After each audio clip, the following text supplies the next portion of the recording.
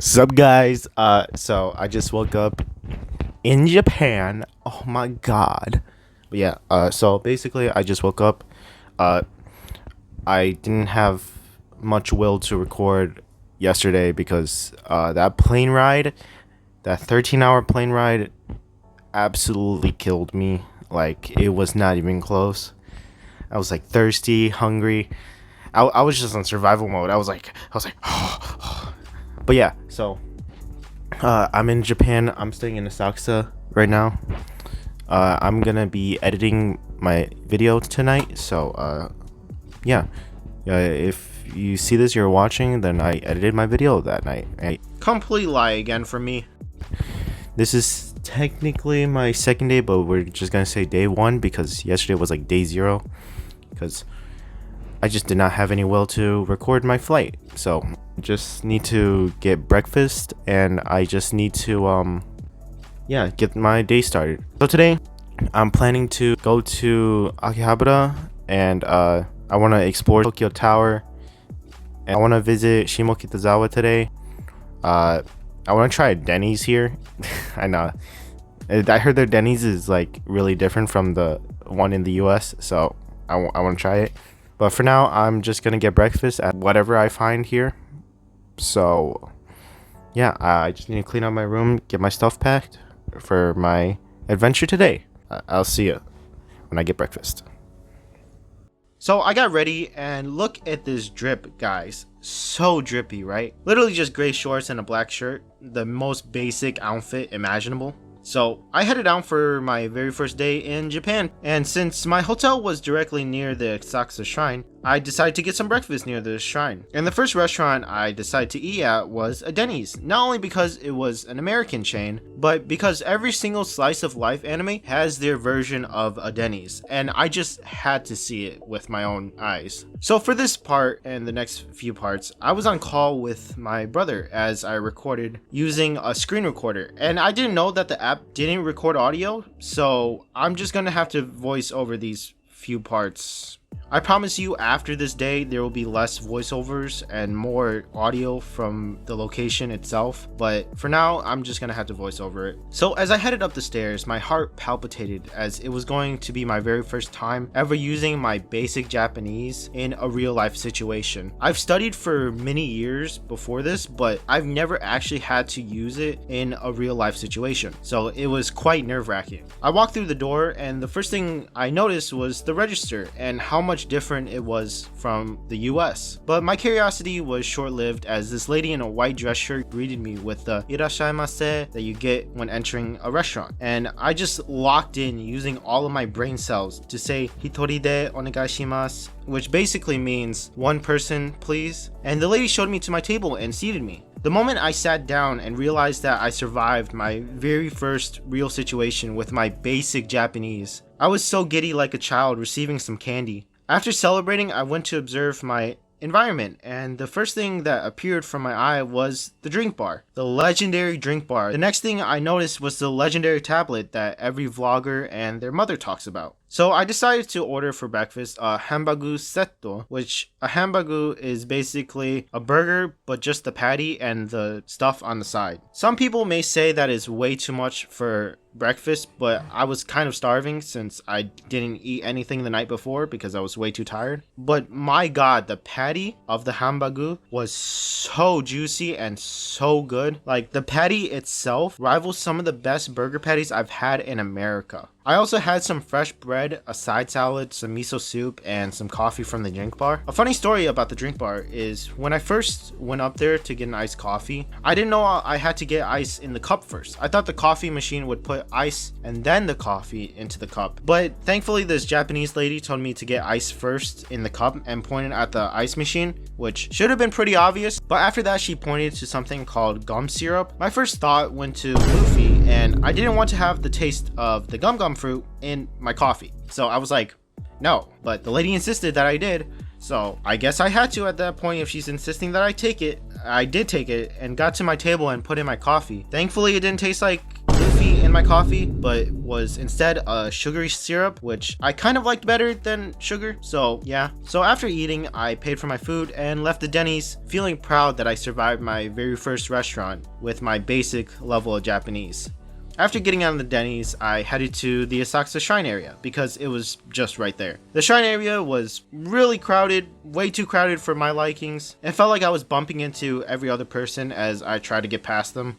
There were many stalls selling stuff ranging from souvenirs, rice crackers, and kimonos. But the first thing I got was some strawberry ice cream and mochi with the strawberry on top of it. The ice cream was really nice to have during the summer heat. The mochi was just a normal piece of mochi that you could get at any grocery store with a strawberry on top of it. I was kind of disappointed that it wasn't a strawberry flavored mochi, but I still ate it. So after consuming all those sweets and looking around Asakusa, I headed to the dreamland of all weebs across the world, Akihabara. Akihabara is basically the equivalent to the Holy Lands for the Crusaders. So it was natural for me to go there, but most people go there for anime, maid cafes, or just tech in general. I went there for a very much different reason. So before I was even considered a young weeb, I was interested in arcade games, specifically claw machines, and Japanese claw machines at that. So this was one of my main reasons to even come to Japan. And this is how I mentally justified the egregious amounts of money that I spent on claw machines when I completely went over the limit one man should even spend on it.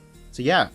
My very first trip to Akihabara went pretty well, I would say. I first went into a music shop where they had all kinds of bands. They even had hololive music, which was surprising, but I bought an auto album for my little brother as a souvenir gift. After that, I wandered into a random arcade, and the very first real culture shock hit me in the face. Or the culture shock that didn't hit me in the face. So in American land, whenever you enter a building, whether that be a store, arcade, or restaurant, in the summer, no matter what, they are blasting you with AC 24/7 the moment that you step inside. The moment I stepped inside this arcade, anticipating that fresh, cool AC to hit me, the shocking and disappointing realization of humid air hit me instead. The shocking realization of knowing that most of these buildings don't have AC, and if they do, it's to the minimum, made the heat even more unbearable than it already was. But alas, I trudged onwards because my gambling addiction is bigger than the amount of sweat on my back. So I spent quite a lot of money on this one arcade.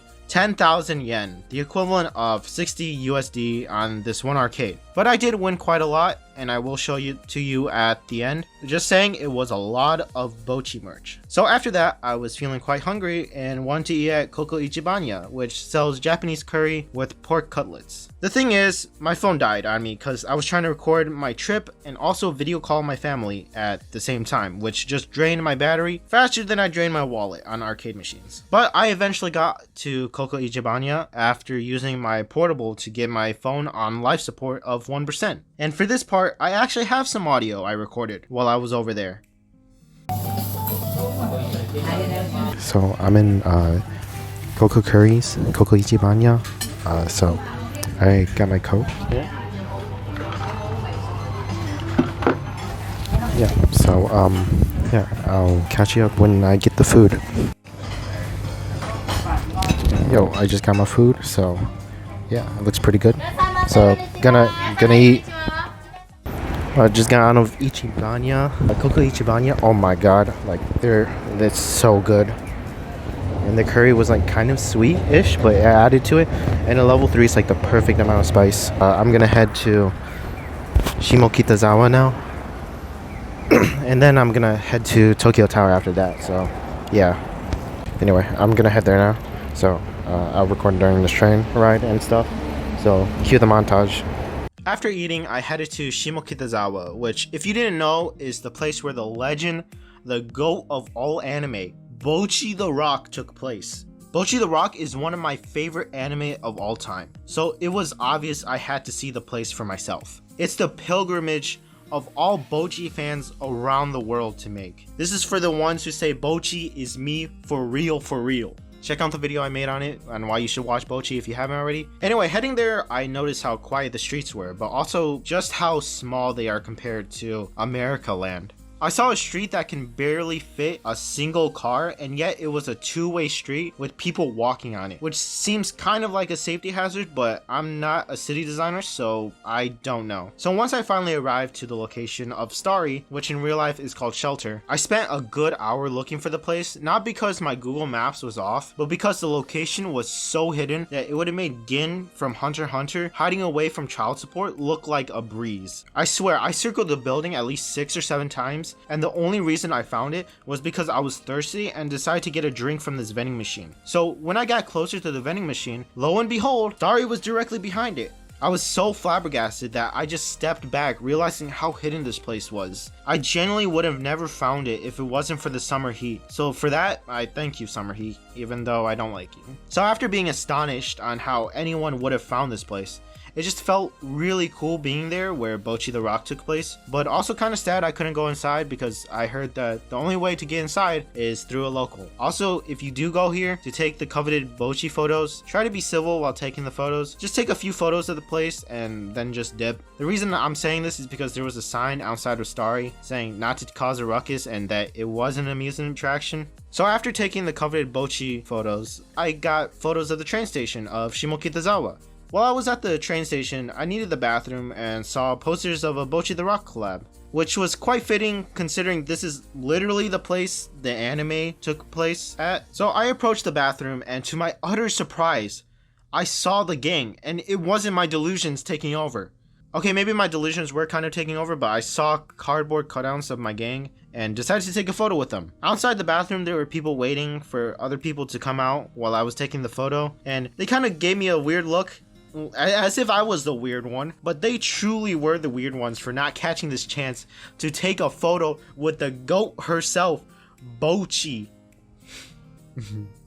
After my delusions ended and I came back to reality from my Bocchi high, I headed to Tokyo Tower, which is genuinely one of the most touristy things that someone can do in Tokyo, but it was my first time in Japan, so I kind of had to do it, you know, just for it. But while writing this, I realized how insane I was for my first day in Japan, right after waking up from jet lag. Not only was I fresh in Japan, but I decided to explore Asakusa, go to Akihabara, explore Shimokitazawa, and now go up Tokyo Tower in the span of a single day. Honestly, any of these could be dedicated as a single day trip, but to be done in a single day, all of these things separately, is just something else. Anyway, back to Tokyo Tower, and I finally recorded some audio for this part, so no more of my voiceover for at least a few minutes. So see you in a bit. Also, sorry for the shit footage I'm recording on my Android, because I didn't feel like carrying around a camera, so sorry. Yo, what is up, guys? So, I haven't been recording because my phone's been dead. Yeah, I need to buy another USB-C wire, but it took a while to charge. But I'm going to Tokyo Tower, and I see it in the distance. Tokyo Tower, right there. There's all this glory. And you might be wondering why I didn't go earlier. It's because I went to find Bocchi, as you saw earlier in the video. It's so uphill. There's so many hills. It feels like I'm in a Yakuza game, but with uphills. And on the NPC, the hill is Kiryu. Wow. Yeah, I'll see you up in Tokyo Tower then.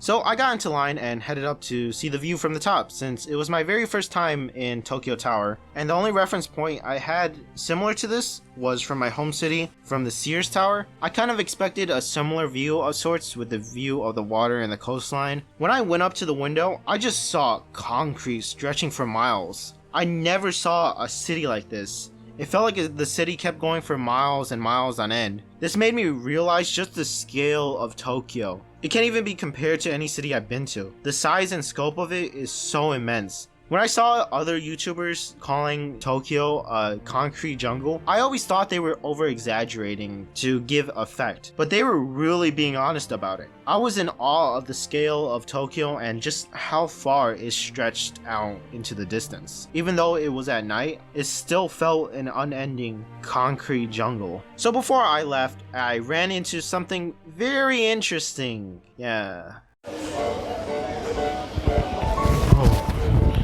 What is this? I like watch. Why are they meowing? Why are they doubling? They're dogs.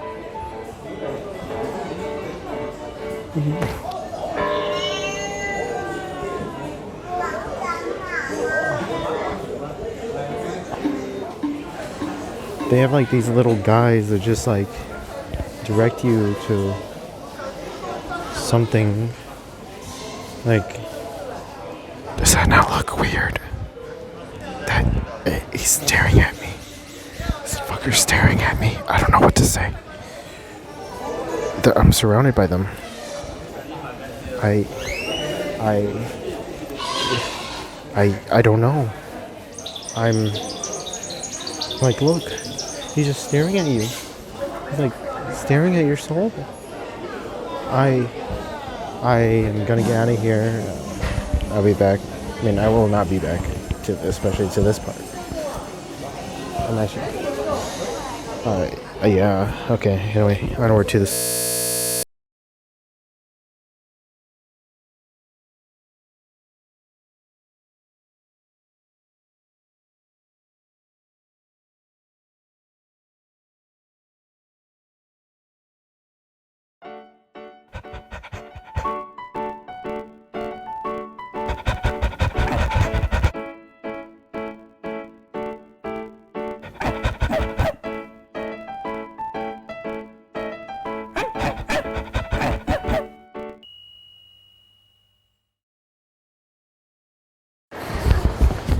Yeah, nothing more interesting, so I'm just gonna head to the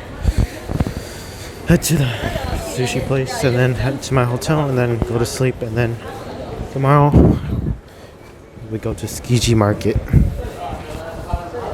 So after getting traumatized for my entire life, I headed to Kura Sushi, which I didn't know, but they also have chains in the US, so I guess if I ever feel like reliving the memories of my Japan trip, I could always go there. So, funny story from Kura Sushi. I got a shrimp nigiri from there, and I put way too much wasabi on there, and I almost threw up from that. Just got out of the sushi restaurant, so pretty good place. Like an 8 out of 10, I think. 8 out of 10 sounds about right. So now I'm just heading to my hotel. I might pick up some food from Lawson's, honestly, so I could just have like something to eat. So I'm gonna do that, and I'll see you back in the hotel. So I headed to 7-Eleven, where I got to experience my first ever konbini in action. The only notable thing that happened here was that the cashier talked really fast, even compared to other cashiers that I went to before. But besides that, nothing else, so I just headed to my hotel after an eventful first day of my trip. So I just arrived in my hotel. So, yeah. These last few days since about Monday-ish in US time, about Wednesday right now, but so I just returned from basically my first full day in Tokyo, Japan. I don't want to do a recap, but I'm really sweaty. The last few days have been pretty good, honestly, but there have been some mishaps, but you know, that's just part of the trip. So yeah, everything's been going pretty good, honestly. And I'll do a recap after I take a bath. So yeah, peace out till then. So I just got done taking the shower. Yeah. So I've been thinking through this for like the past few days ish, and at the beginning I said I wanted to do like upload every 2 or 3 days. Yeah, I might just wait till the end when I have complete free time after my trip, because editing while also having to deal with traveling is gonna be such a pain, because it is 11 o'clock and I really want to sleep. I'm gonna try to edit this as much as possible to be similar as my anime essay content. I might even split this up into like 2 or 3 videos, maybe a video on each city I visit, but I just cannot upload even weekly. Kind of crazy. So tomorrow's gonna be my last day, in my last full day in Tokyo. The next morning I'm gonna have to leave to Kyoto, so that should be fun. I heard Kyoto's pretty good from a fellow passenger on the plane. But to just do a review of basically today, I woke up at around 8 or 9, and I still had phone troubles with my Wi-Fi and internet card. So that was like the main reason why I didn't really record getting to the hotel and stuff, because I was just dealing with so much with that. So after I got that sorted out, it took about like an hour or so because I needed to update my phone. And you know, after that I went to Dennys, first ever restaurant in Japan. But like, yeah, so I went there. Very surreal because I can kind of understand Japanese, but at the same time not completely. So a lot of time when someone speaks to me, I could get a few words from what they're saying, but if they speak really fast, just it's nothing. I just cannot understand it. Okay, what is with my hair? After that I went to Akihabara, and yeah, one thing I noticed throughout all of that is that there is very little air conditioning. I went to our arcade and I was like, oh, it's gonna be like, you know, walking into Chuck E. Cheese or something. You know, you get that coming from the summer, you know, hot air, you get that and it just blasts over you like with cold air, and then you're just like when I walked into the arcade, I was like, no, I'll try a different arcade. Went a different arcade. First floor, it didn't have AC at all. Second floor, they had like this little air conditioning fan, which did make it better. So I decided to play some arcade games there. And so I went to the fourth floor and I was like, oh, maybe they have some HoloLive stuff, or, you know. I find Bocchi everywhere. Bocchi this, Bocchi that, Bocchi plushes, Bocchi figures, everything Bocchi. I spent like 5,000 yen, which in USD is probably around $30. So actually, in hindsight, that's not bad considering what I got. Here, let me get it for you. Let me get it. This is what I won. So first of all, Bocchi. Oh fuck. Oh fuck, it's dented. Oh my god. Bocchi. Okay, I got this Bocchi. So there's that. Bocchi slime. I forgot which scene this was. I think it was the one where she got nuked. This would be very ironic if we were in Hiroshima. Very ironic. So this one took the longest. Out of all of them. And the only reason why I got the rest of them was because I had 2 extra credits on it. And they were like, oh, you want to transfer it? And I was like, sure. So then they brought out Nichika, and I was like, of course I have to get her. Of course I have to. Like, you think I'm crazy?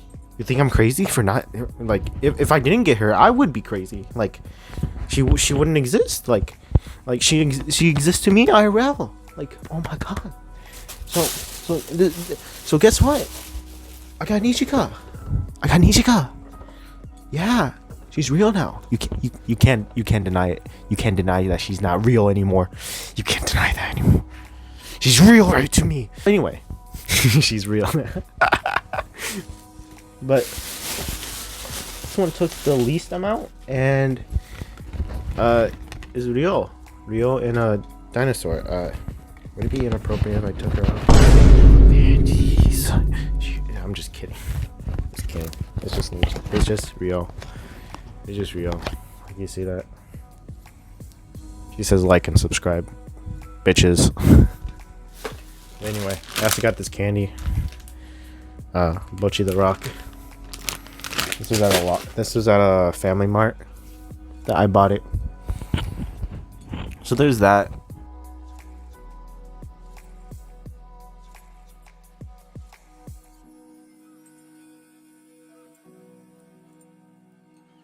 what the fuck? Yeah, that's practically my entire day today on what I've did. And this is day 1 or 2. I'll just say this is day 1 because like I don't really count yesterday as a day. I was still getting to like, you know, in place and stuff. So yeah. Anyway, this is Redacted Weeb on day 1. And I'll see you in the morning. So, mata ne.